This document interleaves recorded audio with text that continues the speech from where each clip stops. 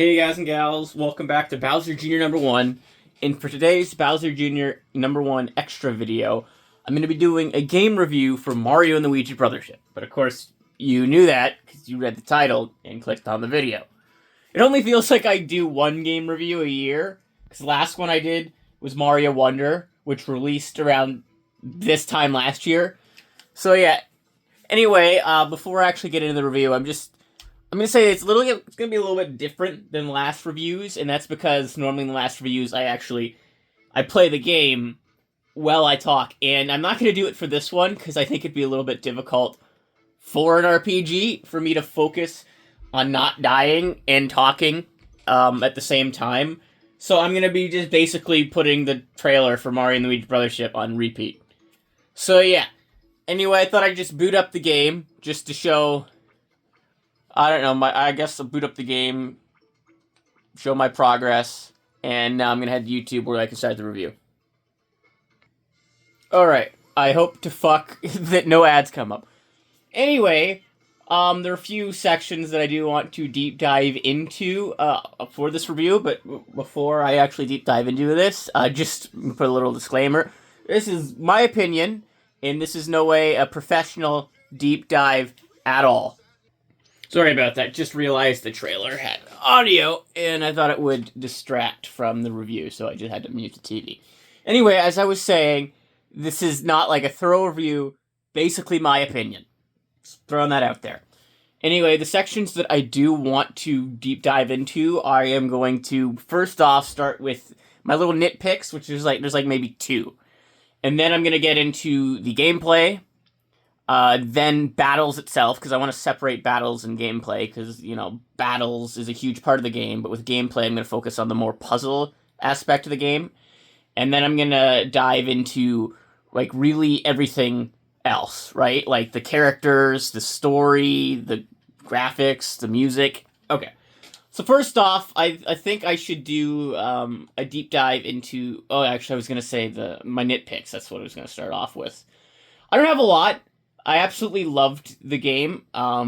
Just throwing that out there right off the bat. I loved it. It was so fun. I love the Mario and Luigi series, and when this game was announced, I was so fucking psyched and excited because I thought the series was dead with Alpha Dream, but Nintendo brought it back, and it was a bloody miracle. So I was so happy to see it back. But the few nitpicks I have are, this one you get used to within, the first 3 hours of the game. With Luigi, you basically control him with B, like every other Mario and Luigi game, right? If you want him to use his hammer, actually that's Y, but it's not X, which is Mario. You want him to jump, B, every attack that he does, B, but for some reason, that in the battle menu, when selecting Luigi's attack, it's A.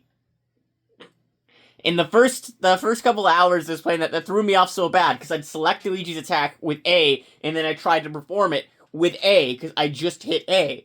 And it threw me off so bad, but after the first 3 hours or so, it's you just get used to that stupid thing, and it's not a problem throughout the entire game. I do have to admit, though, I did slip up a few times in the late game with that, but it's not a problem throughout the entire game. I just thought it's really weird, and I thought it would be something that Nintendo would patch, but they have not. It's just a little bit weird. Speaking of Luigi, I kind of wish that he had more... He does have a huge role in this game, but I kind of miss being able to switch between the brothers, right? Like you could do in Superstar Saga. You could, press a button, switch to Luigi, and switch to Mario. You can't do that in this game. It's not a really big thing. It just kind of feels like when you're doing puzzles, Luigi's, only really there when you need to perform a bro move or, use Luigi logic. Which, his Luigi logic's a big part of the game, and certainly the bro moves are too, but it's just it's a little bit sad. It's a little bit sad. Now, my last nitpick of the game is to get... I mentioned this in one of my Super Mario Sunshine episodes when I first started playing this, but it takes a while to get the hammer. And it's not a big deal, but for the fact that first, 3 hours where you only have jump is kind of tedious, because you only have one way to attack. And when you get hammer, it's oh, thank God I have options.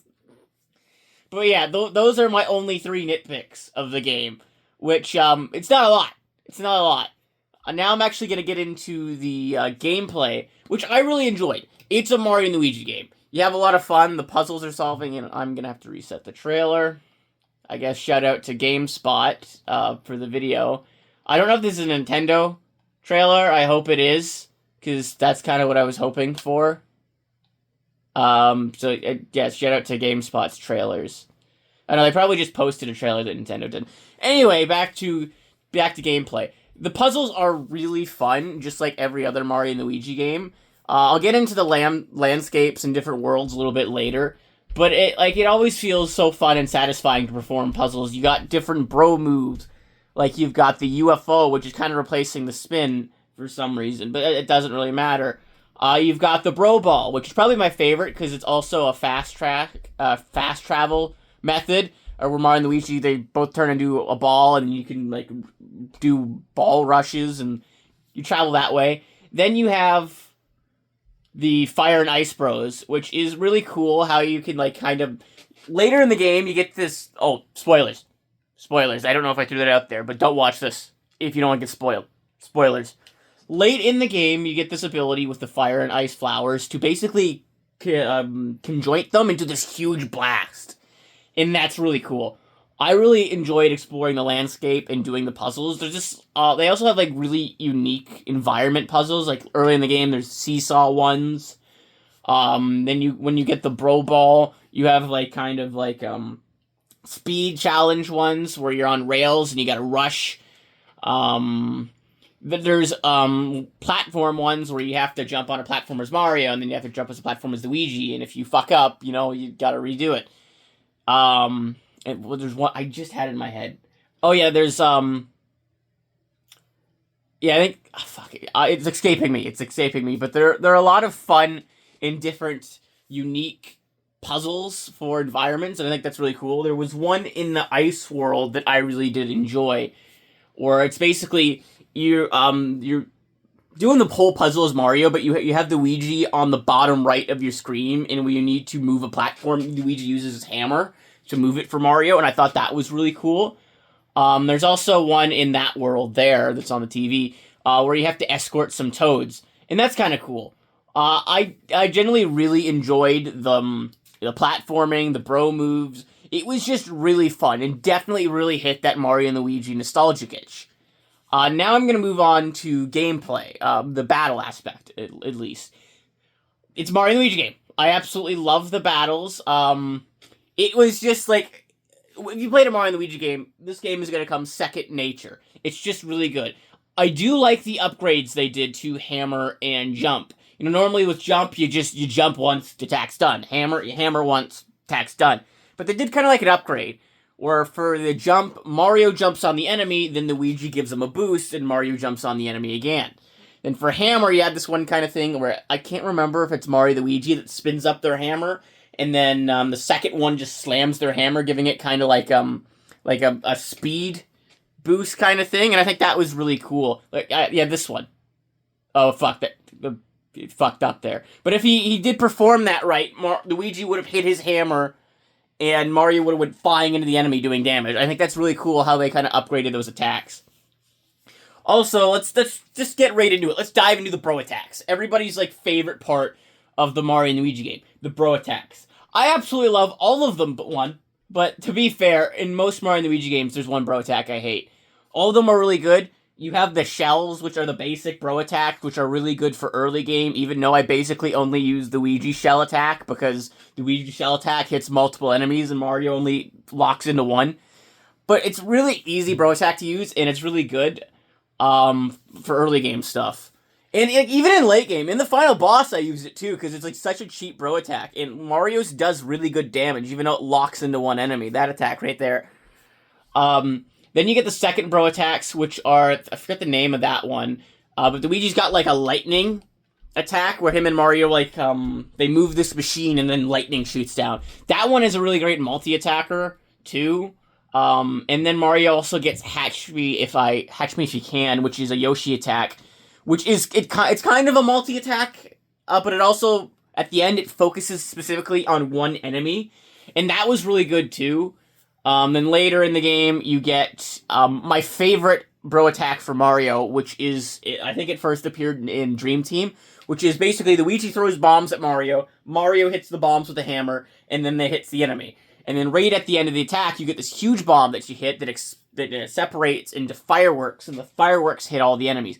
That one is really cool and really performs well. Luigi also gets a bro attack where he wears like the spring helmet, and Mario jumps on the spring, or Luigi, I guess Mario's wearing the spring helmet, and then Luigi's jumping on it.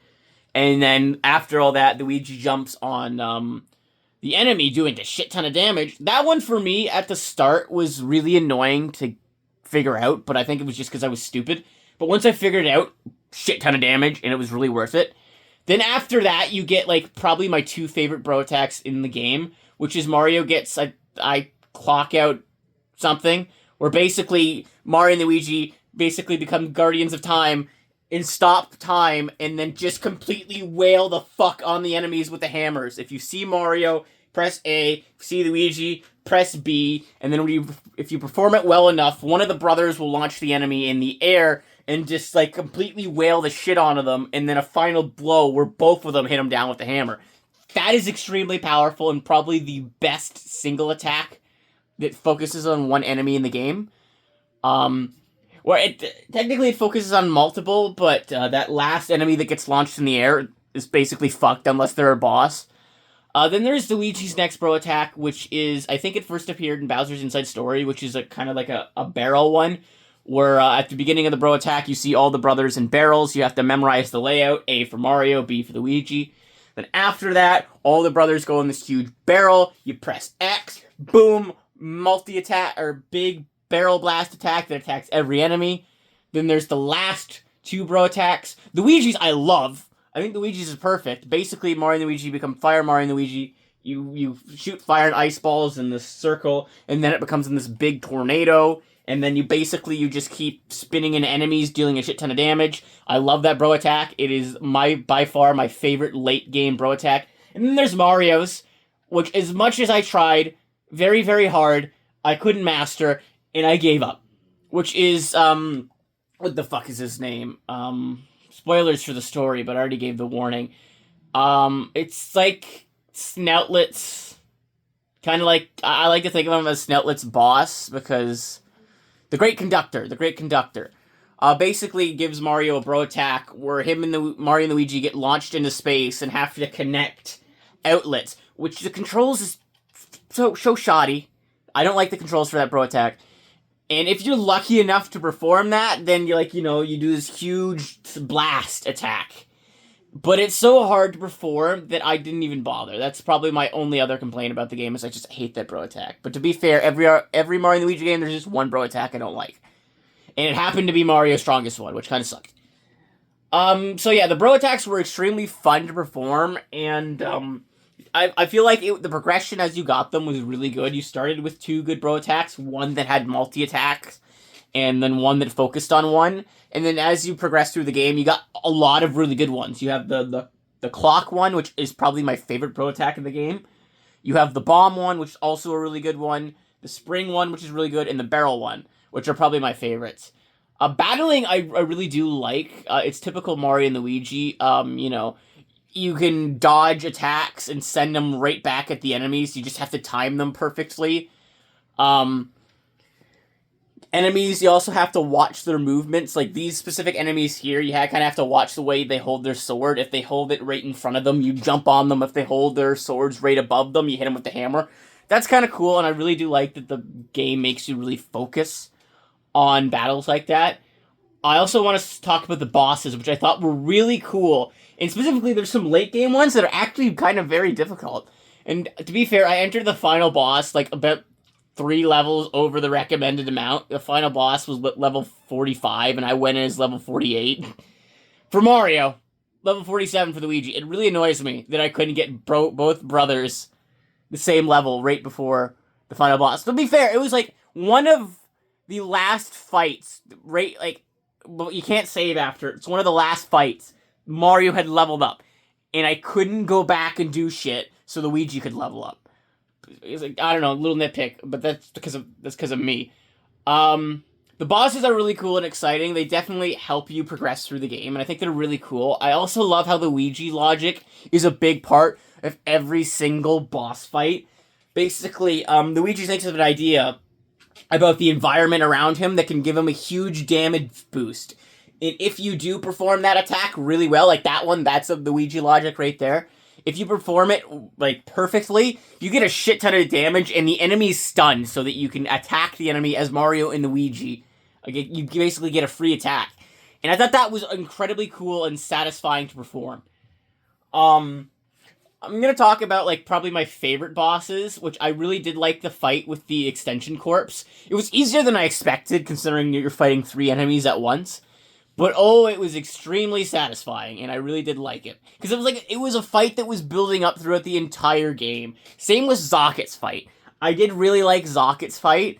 I was thinking that it was probably the second last major fight in the game. And technically it was, but I was thinking going into Zocket's fight, that I'd fight Zocket, and then, like, you know, I'd fight the true final boss, and that'd be it for the game. But there's actually 5 hours of gameplay after that.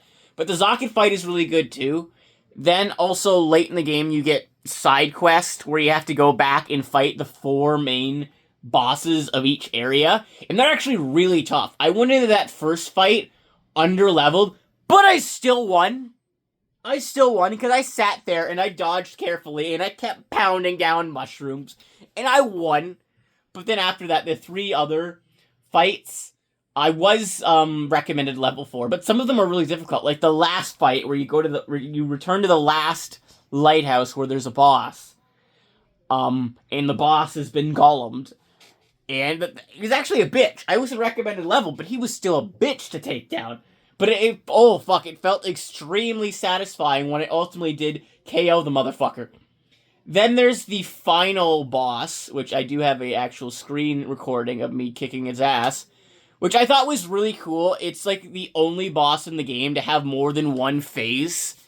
And it's just like, it wasn't really repaired. I did the first kind of phase, or first 2 kind of phases fine, because there's like a mini game phase before it where you basically have to get to it riding a plug, and you make sure you don't want to get hit. Then you fight Reclusa in like a ball form that basically is good defense, but basically you can't use an attack twice. Not even jump, not even hammer. You have to perform unique attacks, which I think it's really cool. It's a unique way for you to show that you actually do know how to perform bro attacks.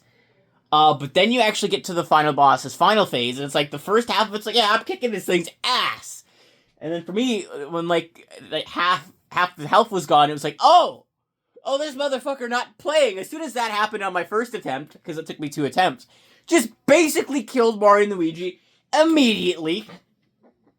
And it's like, okay, I need to fucking save some of my good plugs for that portion of the fight, and I need to make sure that both brothers have great HP. And I did that, and then I kicked his ass. The bosses were really fun and did feel really satisfying, and I will get into later on in my review that I like how all the characters are original and not fucking Toads. It is so relieving. But I don't know, probably my favorite part of the game was the combat. And I think that needs to be the case for an RPG. I absolutely loved the combat. Now I'm going to get into kind of the different elements of it. I might as well get into the thing that I was just talking about, which is it feels nice to have such original characters. You have these unique characters that kind of, I don't know how to describe them. The guy holding the flashlight right there, the guy with the painter hat. They're kind of like this unique species that look like they have outlet eyes. It is so refreshing and unique to actually see that instead of fucking Toads. Because, like, you know, for the last few major Mario RPGs, like, look at Color Splash, even Origami King. I liked Origami King, but even look at Origami King. And the last Mario and Luigi game, Paper Jam. Every other NPC is usually a fucking Toad. A Toad, a blue Toad, a purple Toad, a yellow Toad. I want original characters, like Superstar Saga had, like Partners in Time, Dream Team. I'm missing one. Bowser's Inside Story even had unique characters, and it took place in the Mushroom Kingdom.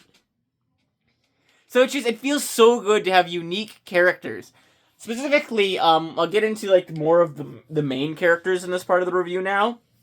You have Connie, who's probably one of the biggest main characters in the game, who is a botanist that helps you progress through the game, linking up the islands. You have Snettlet, which is in Luigi's hat, and basically is this game's version of Starlo. And I gotta say, I kind of prefer Snettlet over Starlo. I like his humor. At first, he's always like, I'm not a fucking pig, I'm not a fucking pig. But I like the bond, pun intended, that he forms with the brothers. Like, he's always trying to help them out. He points out ideas, even though that they're kind of obvious sometimes. But I don't know, I really did enjoy his character, and I think that he did have some funny one-liners. Like, at one point, Mario and Luigi get thrown into jail, and then he's like, there's no way that either of you could turn into paper, right? It's just like, I get it. Paper Mario reference. I don't know. And then there's also, I'll save, like, Mario and Luigi Peach for later. There's the idol kids, which I thought were really cool at first. I was like, oh, these are gonna be, like, annoying little kids. But they really grow on you as characters, because, like, they try their best to help out, even to the point where, like, when you're trying to get to, like, one of the main areas in the game, like, yeah, let's go on a fucking rocket to get there. We'll do it. We'll volunteer. And I'm just sitting there playing the game, and I'm just like, are Mario and Luigi seriously gonna let 4 children hop on an explosive rocket? Yes, they did. I don't know. I really liked their determination to help out for the greater good, and that really felt really cool. I also really like how Peach and Starlo and fucking Dory, for some reason, the dinosaur from Mario 64, basically became a part of the team, and that felt really cool. There's also, what's his name? Ark, which I feel like he had a really good character, thing at the beginning of the game, which is basically, you find out that him and his father was kidnapped, and that basically, it sets the plot in motion, but it wasn't until I was watching the credits that I was like, wait, where the fuck is Ark's dad? I thought that was gonna be a major part about going through Fortress Socket, or, like, the fucking, the tree, the unit tree. I was like, oh, we're gonna fucking find Ark's dad, and, we're gonna have a nice interaction. No, you don't see Ark's dad until you're watching the credits. That's another little nitpick I have. I mean, it's such a sweet moment, too, but it was just like, I was kind of expecting it to happen during the game, but I guess there was so much shit happening in the game to begin with. Then you also get, what's her name? She's the inventor. I think it's Tekken. She invents basically some of the bro attacks from Mario and Luigi, the lightning one, and Hatch Me If You Can. She also invents stuff later on in the game that changes ship shape island, which is really cool. Basically, you have to look at a map and, like, click the button to go to the destination that you want, but sometimes it takes such a long time. And really late in the game, Tekken upgrades the ship to the point where you can just fucking warp there. And it's like, oh, that's such an awesome feeling, being like, I don't have to fucking wait. That is so awesome.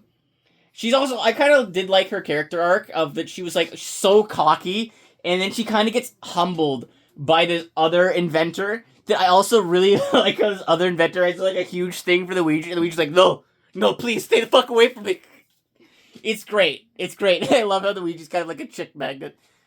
So yeah, the characters were also really good, and then specifically the Mario characters, all of the OG Mario characters that you expect are here. You got Mario and Luigi, which I absolutely love their iteration of them here. They're such good brothers. And then, spoiler alert for the final boss, the bond of Mario and Luigi ultimately is what takes down Reclusa. You're falling down, and Mario and Luigi are using their bond and then smashing Reclusa with a hammer. And it's just like, oh, it's so fucking satisfying. It's just like, I love the brother connection the two of them have here. Like, especially, like, really early on in the game, there's this sweet moment when, after Mario and Luigi get sucked into this vortex, they're separated, right? And then, like, instantly, like, 2 minutes later, they reunite. But Luigi's crying, he's so happy to see his brother again, and, like, that's such a sweet moment. Also, Peach is here, and I really do like this iteration of Peach. I was kind of worried, because, honestly, modern Peach really worries me, but it seems like Nintendo can nail Peach, but I don't like the movie version of Peach. I really don't. I feel like they don't get what makes Peach so special, is that she's such a sweet and caring person, but she's not afraid to fuck shit up.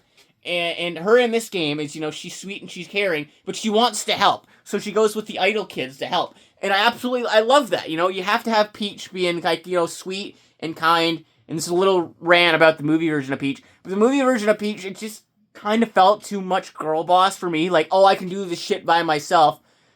It's just like, well, you're supposed to be sweet and caring. It's like, yeah, you want to do it for your kingdom, but I don't really get the sweet and caring energy from you, right? But Brothership's version of Peach has that, and I absolutely love that. Bowser is absolutely awesome in this game. Obviously, he's got the beef with the Mario Brothers. But at the end, he actually kind of saves your asses because Mario and Luigi got to get cornered at the end of the game, and Bowser just shows up fucking shooting a shit ton of enemies. Bowser is hilarious, like always. Like, there's a side quest near the end of the game where you, Luigi, and Starlo meet up with Bowser again, and it's kind of like a nod to Bowser's inside story, and I think that was really cool. So yeah, the characters I absolutely really did love. Now moving on from characters to story, the story's absolutely amazing. Like, right off the bat, you have several questions, like, how the fuck did Mario and Luigi get here? Why do they have to, well, not really ask why do they have to help, because they're good guys, of course they would help, but all the islands have been separated. It's up to Mario and Luigi to save the day. And it gets more interesting as you go on. And by the way, I'm going to say this. Right off the bat, I called the fact that Zocket was going to be Connie's mentor. I knew it. I fucking knew it. Little bit of bragging there. And like you figure out that Zocket is the reason that all the islands separated, and you're wondering like how did he do it? Why did he do it? And you figure out that Zocket was manipulated by Reclusa, and it's like, oh shit, that's kind of deep. And then like you get into like late in the game, you really get into characters' bonds, and I really do like that. I think the whole shining star and shining aspect of this game is character bonds, right? Like, especially in the last game where you have to get the character bonds, like you get the couple's bond. Like, my favorite bond you get is the extension corpse. Like, you know, throughout the entire game, it's just kind of like annoying enemies that are really funny. But basically, they basically become good guys at the end, right? And it's just like, I think that was so cool how they have kind of like this brotherly bond themselves. And they also have this relationship between, or like, you know, brotherly relationship, best friend relationship between Junior and his friend that he makes, Buddy, which I thought was really sweet, right? Because it's like, it's basically showing that Junior never has really had like a major friend before, and neither had Buddy, right? And it's like they become best friends, but like they're bickering, but through it all, they stay strong as friends. And I even kind of like shed a tear like during the end of the game when it's like Buddy had to say goodbye to Junior. It's like, oh, that's fucking sad, dude. But it's just like, it shows the bond between characters, and I think that is a really amazing aspect of this game. Is it gets you invested in this world, it gets you invested in these characters, and you really like to see how these bonds and connections they have. It's just really fucking cool. Now I'm going to get into the different worlds and environments that the game has to offer. Some of them are really unique, some of them kind of bug me. The one that kind of bugged me is like you have a fire and ice world. It's like, okay, whatever, that's to be expected. But you also have a world itself that is mixed fire and ice. It's just like, it makes sense for the plot, it does, but it's like kind of annoying, right? Because it's like, I have a fire island by itself, I have an ice island by itself, why do I need one mixed? Like, you know, pick either the mixed island, or pick the unique fire and the unique ice island. You don't need all three. You take one, or you take the two.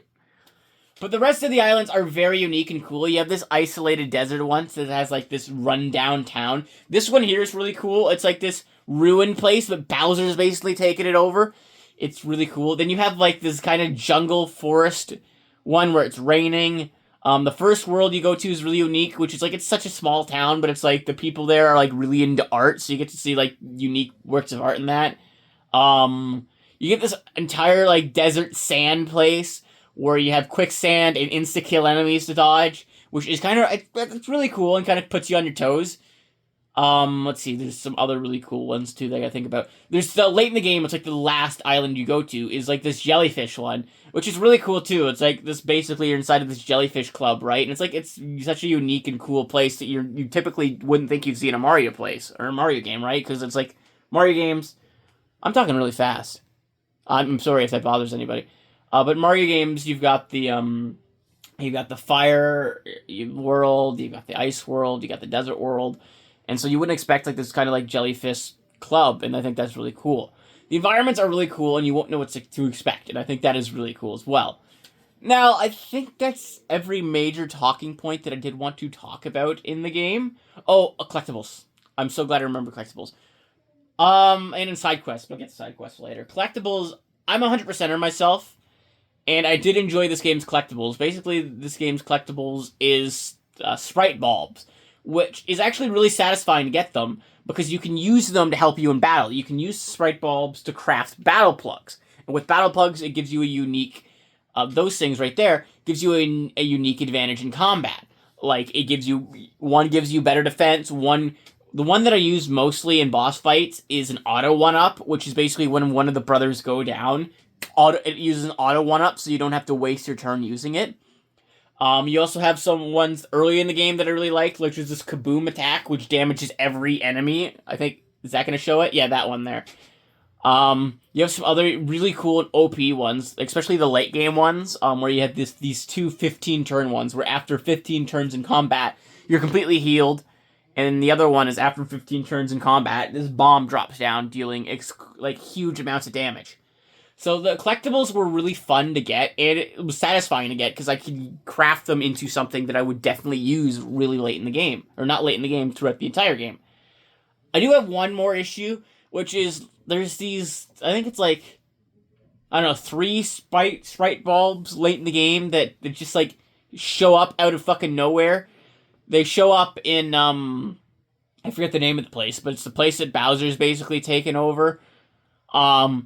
Because, you go there the first time, you get all the sprite bulbs, and it's I was in Recluse's castle, and I was thinking the last 3 sprite bulbs would be there.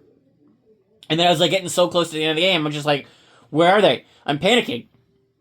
And I don't like to do this for Mario games, because I like to experience the whole game myself, but I ended up Googling it, because I was so afraid that I was actually going to miss them. And I'm glad I Googled it, because the game was oh yeah, it's back in that land that Bowser taken over. And I was just sitting there, and I was what the fuck?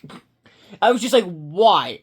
Why is it that after a certain point in the game, 3 sprite bulbs randomly appear there? It was kind of annoying, because most people will miss it, but, it's the only collectible that I really don't give a shit about, and I think is stupid in the game. It was those 3 sprite bulbs. The rest of them you'll find on your playthrough, and it's really cool and really satisfying to do so. Now, what the fuck was I going to talk about? Oh yeah, side quest. This game introduced side quests, which I do like its take on side quests for an RPG, because for most RPGs, I don't do side quests, because, you gotta, it's kind of random how you stumble upon them, you gotta have a certain event happen, or you gotta talk to an NPC. It's just kind of annoying. And honestly, I was kind of annoyed when side quests first appeared in this game, because I was just oh, it's going to take me away from the main story. But I grew on them, or they grew on me, I guess you could say. It's because, I really like how they appear. It's after a certain event in the game, 3 side quests, or 3 or more, or maybe less side quests, will just randomly appear in the main menu that you can access. And I like that. I just like how they just show up after a certain point in the game. They just show up. It's oh, it's easy for me to find, it's easy for me to do. Most of the side quests, actually pretty much all the side quests, are not bad at all to do, right? It's just mostly talk to this character, get him this item, track down this other character, yada yada yada. It's okay, most of them are pretty easy. Then you have some of the 4 specific side quests have you go back and fight older bosses, which I mentioned. Those ones are kind of cool. You have this other guy that I think is kind of annoying. Basically, you talk to him, and he makes you fight a unique enemy that's kind of annoying. You have the enemy that has, a shit ton of HP. You have this enemy with really great defense. You have these bombs that will literally kill you immediately if it blows up. So you have to be very careful. And then you have probably the most annoying enemy encounter for me in the game, which is, what the fuck is it? I don't know the name of the enemy, but basically there's 8 of them, and you have to kill them all at once. If you don't, the enemies just come back. That one was kind of annoying, but it puts a challenge in the game. It makes you really have to think things through and not fuck up, and that's kind of cool. Yeah, so the side quests, they did bug me at first, but I grew to love them. So yeah, I think that's overall, I touched on everything in the game that I really wanted to touch on. I'm kind of a bit self-conscious at the moment, because I hope that the whole game, or the whole video, wasn't just me, talking really fast. That's kind of really bugging me right now. So I'm hoping it didn't bug you, but it just shows that when I'm talking about something that I'm really passionate about, I kind of get carried away. To sum things up, I absolutely loved this game. I was so happy. Literally, you don't know how happy it made me when I was watching the Direct. I was just like, no way, they're bringing it back. They're bringing my boys back. And I was so excited. And the game was absolutely so fun to play and just such a blast. And kind of, it brought me back to my childhood. Because, like, back in elementary school, I was playing Mario and Luigi nonstop. Basically, I remember one summer I was playing Bowser's Inside Story. The next summer I was playing Dream Team. Then when I started high school, for Christmas, I got the Superstar Saga remake. And I played that. And that was a lot of fun. It was just like, I have a lot of great memories of the Mario and Luigi series from childhood. And it was just like, it kind of brought me a bit back to that with this game, and I absolutely really love that. So yeah, that's my take of the game, all of my opinions. I know it's just basically me describing stuff and saying it's cool, I like that. Like I said early on, it's not a thorough review. It's basically me just talking about the things that I like about this game. I don't know, maybe it's just a review going over the main stuff of the game, but honestly, deep down, I just love this game, and I wanted to describe every aspect that I think is really cool and my nitpicks. So yeah, I hope you enjoyed this review, and honestly, it pisses me off seeing the critic reviews for this game. Because they're all just like, it's mediocre. It's not. It's not. The critics don't know shit, like usual.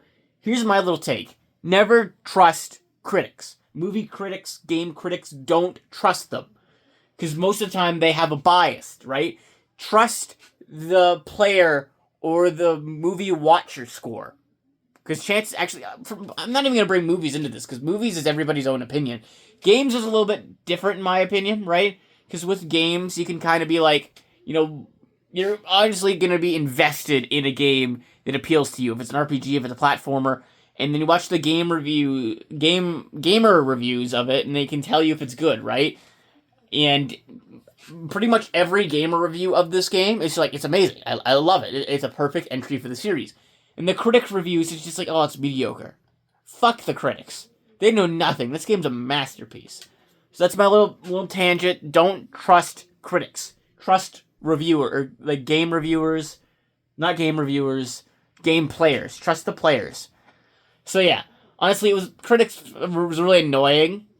Also, one YouTuber that I watched in particular, PlaneWalk124, was kind of like, shitting on the game, but it's his thing is rage bait. But it bothered me a little bit just because the amount of like fucking shit he was dunking on the game. I get it, he was doing it because like he wanted a reaction, but it was just like, wow, he's hitting this game hard. I don't know, and I absolutely love the game. I absolutely love the game, and I recommend highly that you play it. Even if you're like not the biggest RPG guy, Mario RPGs are like, they're very welcoming for new RPG players, right? Like every Mario RPG out there is welcome to new RPG players. The original Mario RPG, the Paper Mario RPGs, literally the Mario and Luigi RPGs are perfect. If someone really like, I want to get into RPGs, what do you recommend? First off, I would say, why the fuck are you asking me? I basically only play Mario RPGs, and I played Final Fantasy VII. But I would say, I recommend that you play either the first Mario RPG, you play Super Mario RPG, or you play literally any Mario and Luigi games. But I would probably say, you think I would say Superstar Saga, and I was thinking about that, but my first Mario, well, it technically was Superstar Saga was the first one I played, but I never beat it. I got to the first world, and then I gave up, because honestly, I don't really care for the Game Boy. It's like I had a Game Boy Advance SP, the one that looks like a DS, and it was so small that I didn't really enjoy playing on it, right? So, like, once I got a Mario and Luigi game on my 3DS, I was able to sit down and play it more, because it was, like, a bigger screen, it was more comfortable to hold for me. So my first full-on Mario and Luigi game was Bowser's Inside Story, which most people say is the best Mario and Luigi game. For me, my favorite was Dream Team, until this game came out. Dream Team was my favorite, but now this game holds the spot, because this game is absolutely amazing. I would say if you are trying to get into Mario RPGs, play Superstar Saga first if you plan on playing the whole series. But if you just like, okay, maybe I just want one game to play, I would recommend this one because it's the newest one. You can play it on home console, which, oh boy, it felt so fucking good to play a Mario and Luigi game on home console, because I'm more of a home console gamer, right? Like, as a kid, I did play my 3DS a lot, but now I prefer to sit down, and, you know, play a game on my TV. But the Switch is the best of both worlds, right? Like, I have some friends that, like, be like, oh, I only usually play my Switch on handheld mode, which is the opposite of me, which I literally only play the thing on TV mode. So, yeah, in my opinion, if you're, you know, I'm just saying the Mario and Luigi games are perfect starters for new RPG players. So you should check the game out if you're a Mario fan. You know, it'll get you invested. You'll like it. Trust me. But yeah, I think that's going to be the game review for this. I hope you liked it. I hope I wasn't talking too fast, because, like, I'm seriously, like, literally after this video, I'm just gonna have to fucking click on and just rewatch it. And just be like, oh, please, God, please tell me I didn't fucking talk through it a lot, or, like, fast talk a lot. So yeah. Anyway, next week's video, let's see. What is next week's video gonna be? I would do a commentary video, but I just did one. I don't know, probably a one-off gaming video. I'll try to figure something out for a one-off gaming video. But yeah. Anyway, thank you guys and gals so much for watching. I hope you enjoyed. And remember, you're all awesome. Bye-bye.